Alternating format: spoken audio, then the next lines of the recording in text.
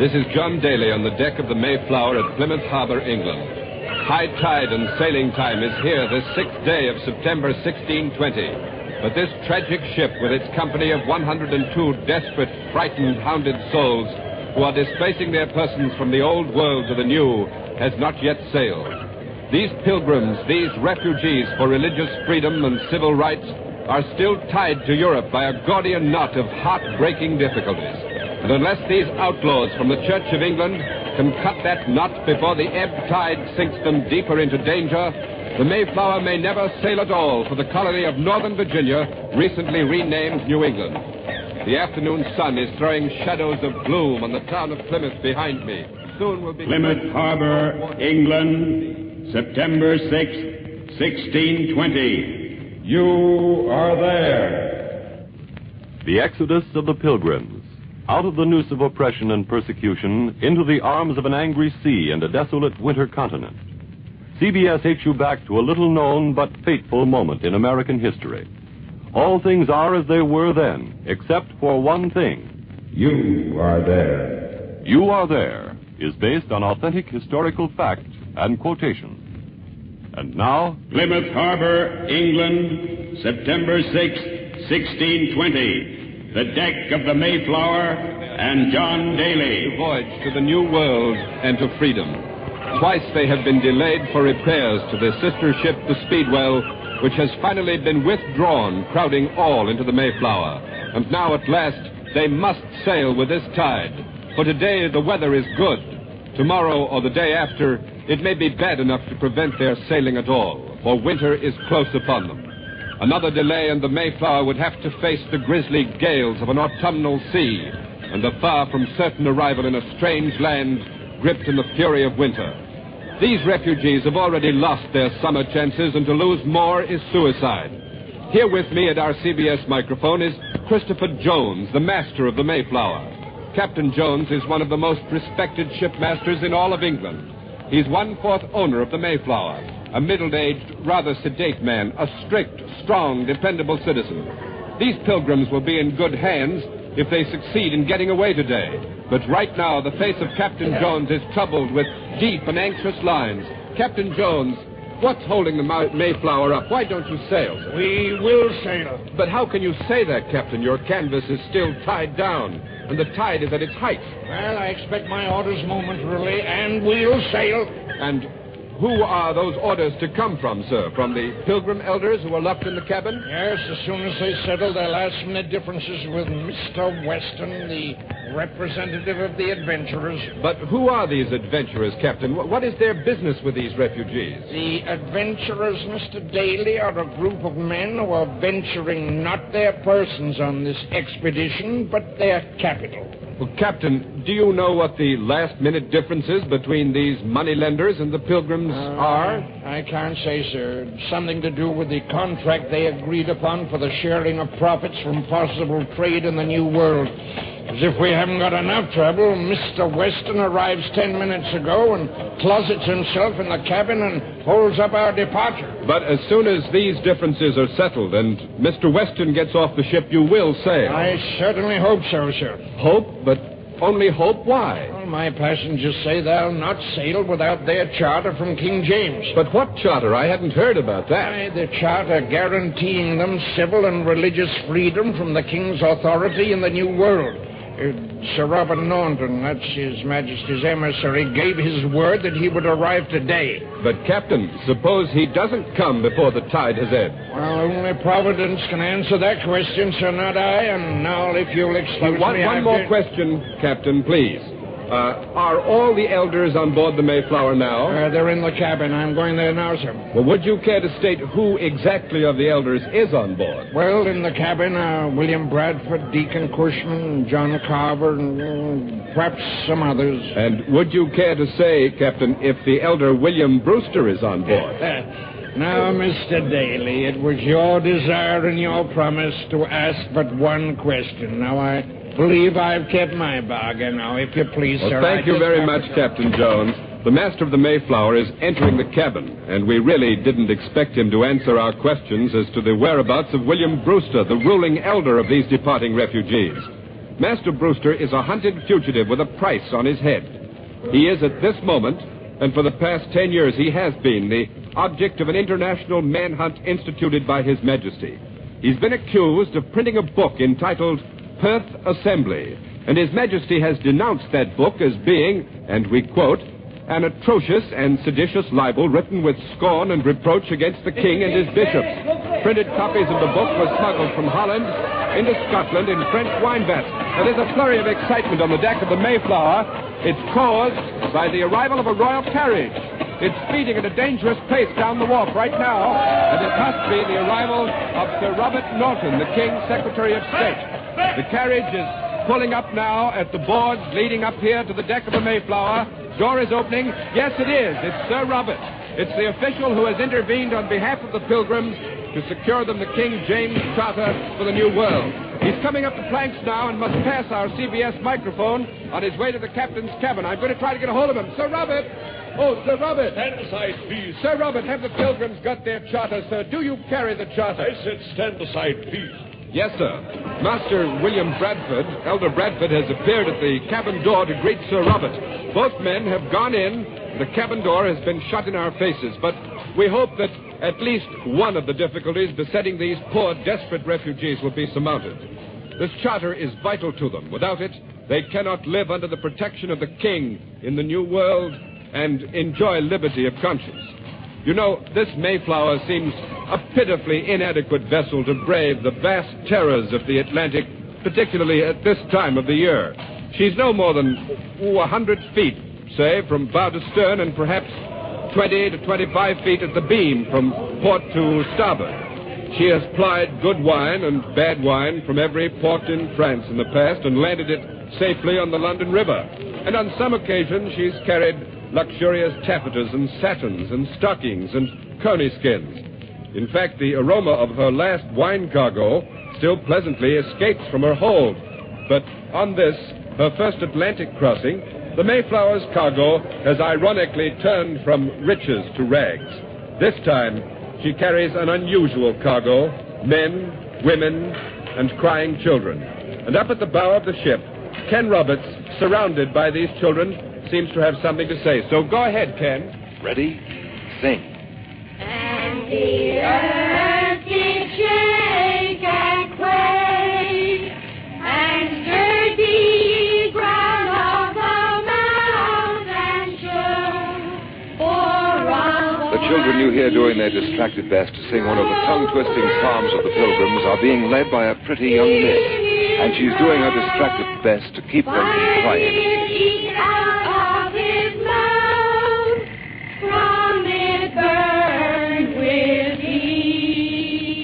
Good children, very good. Hush, children. Would you tell us your name, please, miss? Priscilla Mullins. And how old are you, Miss Priscilla? 18. 18. And is your father a religious dissenter, a pilgrim? Oh, no, sir. My father is a shopkeeper from Dorking, Surrey. We are French Huguenots. Well, then why is your family fleeing England if you are not religious dissenters? Only 40-some-odd of the people aboard the Mayflower are religious dissenters. The rest of us are sailing for other urgent reasons. Miss Priscilla, what are those urgent reasons? My father says that there are many on board this ship that flee not the persecution of their souls, but the persecution of their bodies. For as you know, sir, all over Europe, they see the grim and gaunt face of poverty and hunger coming upon them like an armed man. I understand. And, Miss Priscilla, who are these children you are shepherding? These children here? 4 of them are orphans. Orphans on the Mayflower? Yes, poor waifs of London town. Poor orphans dragged off quite as if they were debtors or criminals and sentenced to exile in the colonies. But by whose authority? Ask the Lord Mayor of London and his bishop. Oh, I see. Less mouths to feed in London. I suppose so. I see. And, what is your name, young man? Wrestle. Wrestle what? Wrestle with the devil. Wrestle with the devil. Well, that's a good name. My brother has a good name, too. I'm sure he has. What is it? Love. What's that? Love of God. Don't you? Well... My father does. He's a great man. My mother says not to tell where he is, but I know. Wrestle, hush. I won't tell, Miss Priscilla. I promised.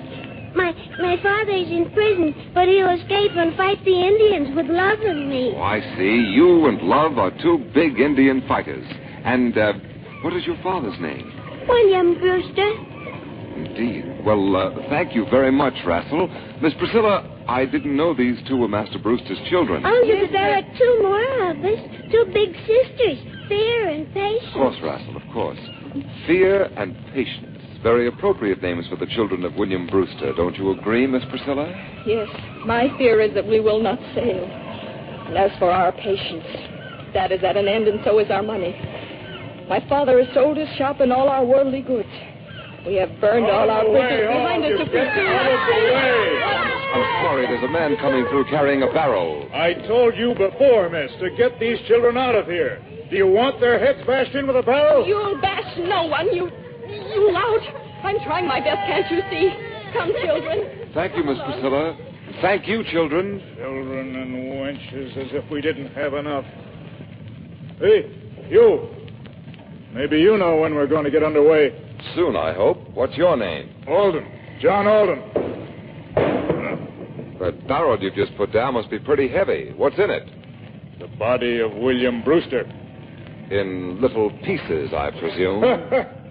That would be a story for you, eh? But it's only beer. Beer for the sober pilgrims? Would you expect them to drink ye plain water?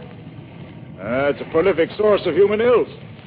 Oh, they'll remain healthy as long as I take care of their kegs. I'm not a good cooper. Are you one of the pilgrims? Yeah.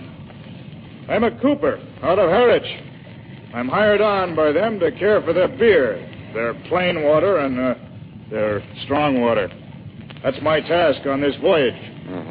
And after the voyage? Home again for me. I'm hired on for only a year. But if they let this tide run out much longer, I'll never go. Well, enough of this chatter. This barrel of beer wasn't meant for the sun. Thank you, John Alden. Mr. Alden handles that heavy barrel of beer as if it were kindling wood. Though he can't be more than 20, he's tall, blond, and powerful. The kind of a fellow who's rough and ready with his hands. No doubt that's why the pilgrims hired him. That's why they... Oh, I see the door of the Mayflower's cabin has opened. Sir Robert Norton has just come out, so back to John Daly. Sir Robert, the King's Secretary of State, is willing to tell us now what has happened. Sir Robert, has the charter been granted? I should like to present, if I may, the mind of His Majesty in this matter. Of course, sir, but did His Majesty asked me what profits there may be of such an adventure. By profits, His Majesty meant profits to the realm, I presume. Yes, and I answered fishing. Fishing? Yes, fishing. The departing pilgrims would engage in fishing in the colonies. And did that satisfy the king, sir? It amused him. And he replied, so God have me soul, it's an honest trade. It was the apostle's own calling. I see the king demonstrated his knowledge of theology and of the trade of fishing. Yes. But did he, sir, formally consent to the request for the charter? His Majesty agreed not to molest them should they depart.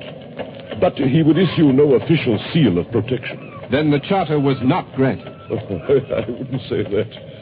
His Majesty referred them to the Bishop of London and the Archbishop of Canterbury. Good day, sir. Good day, and thank you, Sir Robert. The King's Secretary of State is leaving the Mayflower, but one moment. Oh, Mr. Bradford, we'd like to ask you a few questions. Master William Bradford, in the absence of William Brewster, is the ruling elder of these pilgrims. A rather young elder, I would say, wouldn't you, Mr. Bradford? I am honored that you call me an elder.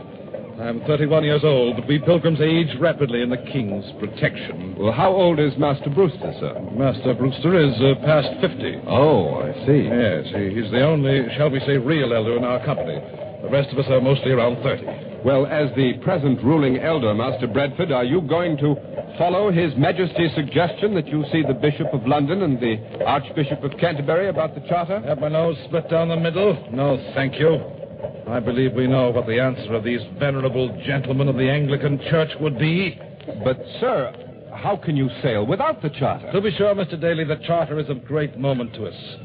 Let us not be of too simple a mind about it.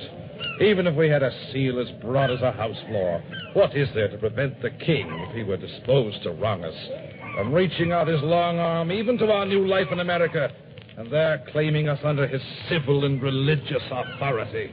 Well, then that means that you will sail without the charter. We sail without the charter. We sail. No, I'll not sail. I'll not sail without our boy. Oh, please, William. Take her away quickly. Take her below. Take her below quickly. Master Bradford, who is that poor woman? My wife. Oh, I'm sorry, sir. But you are leaving your children behind? Our only child. He's scarcely 5. My wife has been mad with grief. Forgive her, please, for she, too, is but a child. But, Master Bradford, other children are going. Why, just a short while ago, we learned that Rassel and Love, the children of William Brewster, are on board. Yes, but there's no space for all to go. We'd planned to sail on 2 ships.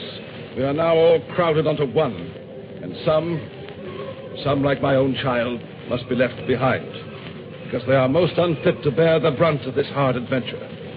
And thus, like Gideon's army, we are divided, as if the Lord thought we few too many for the great work he had to do. But now, sir, you'll forgive me. I must return to our business with the adventure. Well, just one more question, please, Master Bradford. Yes? Before you go, could you tell us exactly what the difficulty is between you and the adventurers? Yes. We had agreed that the fruits of our labor and all profits got from traffic, fishing, and trade should be shared equally with the adventurers for a period of 7 years. Yes? Yes. But these bloodsuckers are not content to enslave a man for 7 years. Now they demand 7 days of the week. Well, how many days had you agreed to work? 5. And the other 2 for prayer and for our own profit to build our homes. And moreover, at the end of 7 years, they now demand that our houses and lots be divided with them. But surely, sir, the land and houses built in the wilderness will be but a trifle to these adventurers. They do not think so. The division will be a great discouragement to us. We will have to borrow hours from our sleep to build our houses. But they ask if we will sleep better in the stinking London prisons. That's too bad, Master Bradford, but what are you going to do? Do? What can we do? We have sacrificed everything we possess to pay for this journey. Shall we turn back now, penniless and destitute, and at the mercy of the Star Chamber and torture rack? We are like the children of Israel, but the Lord will yet guide us through this sea of oppression.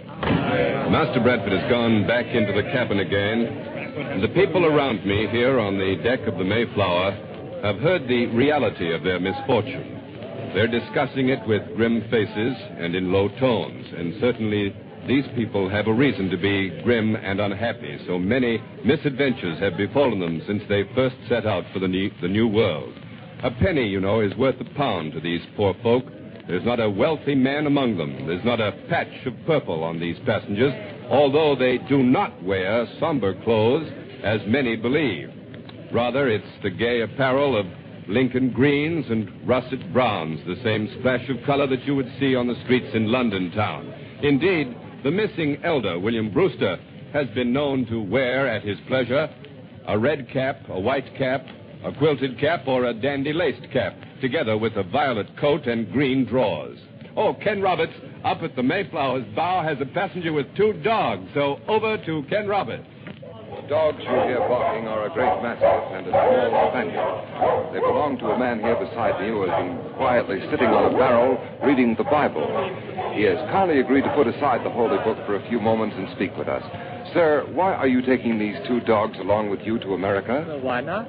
Since my wife is not going, a man must have some form of companionship. Oh, I see, but what will you do with the 2 dogs? Do? Why, I shall hunt with them in the wilderness. Hunt what, sir? Lions. Lions? I see. What is your name, sir? Richard the Lion-Hearted? You jest. I am John Goodman. My wife's name is Sarah. Sarah Goodman, just these past few months. Forgive me, sir. Just married and you're leaving your bride behind? Oh, not of my choice, sir. I left her behind in Delfthaven, Holland. There was not room for all on our little craft, the Speedwell. Now I am fortunate to be on the Mayflower, for all men know the treachery of the Speedwell's captain, who claims the boat is unseaworthy. Well, isn't it? Didn't it force you to turn back twice and delay you for a month? I will tell you a secret, Mr. What is your name, sir? Roberts. Yes, I will tell you a secret, Mr. Roberts. The captain of the Speedwell and his men are afraid of remaining a winter in the wilderness. They are? Yes, but we're not afraid. We fear the wilderness less than the languishing death which we dissenters suffered in the London prisons, where many of us have perished by hunger and cold, and by long and hard imprisonment and held without bail in black dungeons where I could not see my hand at noonday. Oh, yes, I remember too well the Star Chamber and how we were whipped and pilloried in the presence of the court. Look, I had one ear sliced off, you see. So some have had their noses split down the middle and the letters SS branded on their foreheads. SS? Ah, yes, I see you know what that means. Stirrer of sedition. If reading this Bible in the common tongue makes me a stirrer of sedition, it might make me lose my other ear. But have no fear. Have no fear. I'm safe. We are free. I am sailing to the new world. The new world where a husbandman may sing the psalms at his plow, and a weaver warble the words of the book at his shuttle. Nay, more. There in America, it will not be many years before a boy that driveth the donkey will know more of the Scripture than the Archbishop of Canterbury. And now, sir, may I speak a poem? Yes, if you like. I sit upon the deck. Book is in my hand. Do not fear, heaven is near, I say, by water as by land.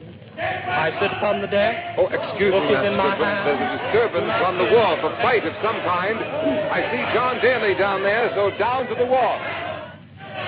It was at Fight 10. One of the ship's passengers walked off the Mayflower with all his family and all of his belongings, and another man who appears to be a soldier accused him of deserting and tried to stop him. A fight flared up, and, well, it's almost over now, I hope, and we'll try to find out what it's all about. Now, look, one at a time, please, one at a time.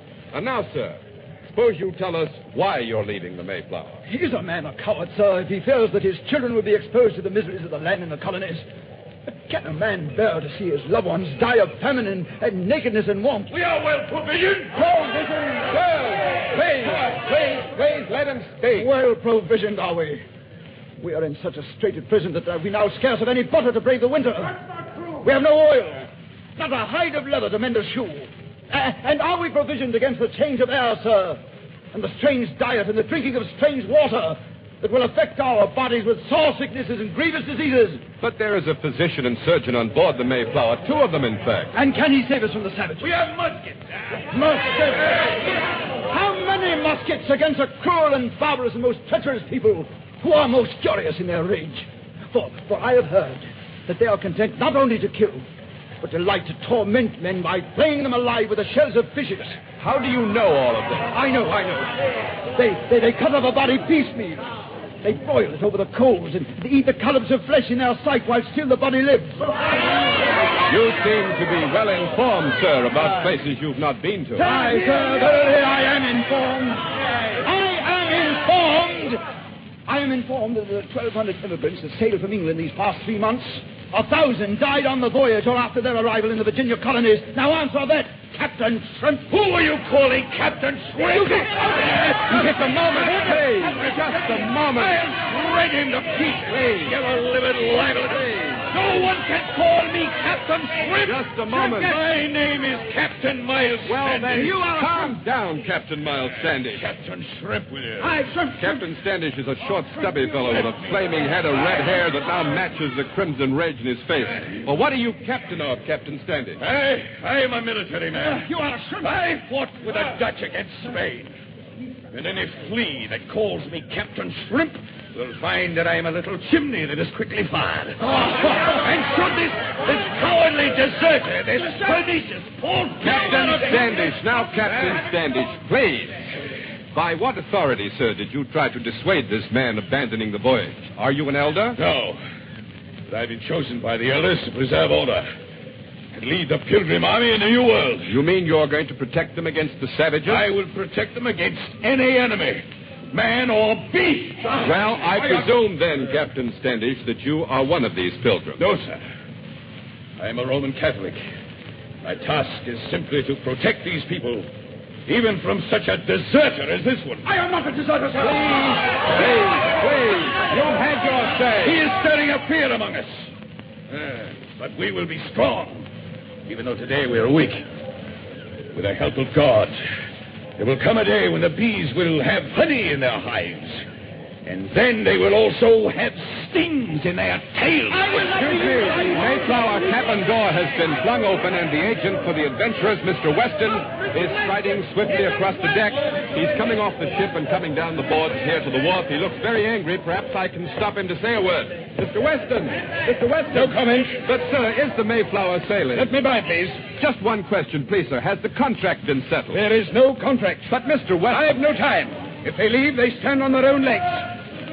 That's Mr. Bradford, sir. He's come out of the cabin and he's coming down the board. Let him come. He'll do no business with me. Bloodsuckers, are we? Are my investors to be called bloodsuckers simply because they want to protect their money? Weston, the new contract you propose is better for thieves and bond slaves than honest men. I bleed for you, Master Bradford, but I'll not risk another penny of the adventurer's capital. I understand. He that ventureth his money hath more power than he that ventureth his person. We've been through all that. If you've nothing newer to say, then let me by. We have a new proposal. Then speak it and be quick. Very well. Here it is. In return for 2 days and every 7 to build our homes, we will agree, if necessary, to guarantee your profits, though it take us more than 7 years. Will that suffice? Then you guarantee our profits. That's reasonable. I think the adventurers will agree. I accept. So be it. Begone then and let us sail. Godspeed. Captain, we sail at once. All on board! Godspeed, Master Bradford. Bradford has gone up the board. Those are on the wharf here are hurrying up after him. Captain Jones has given the order to raise the hook.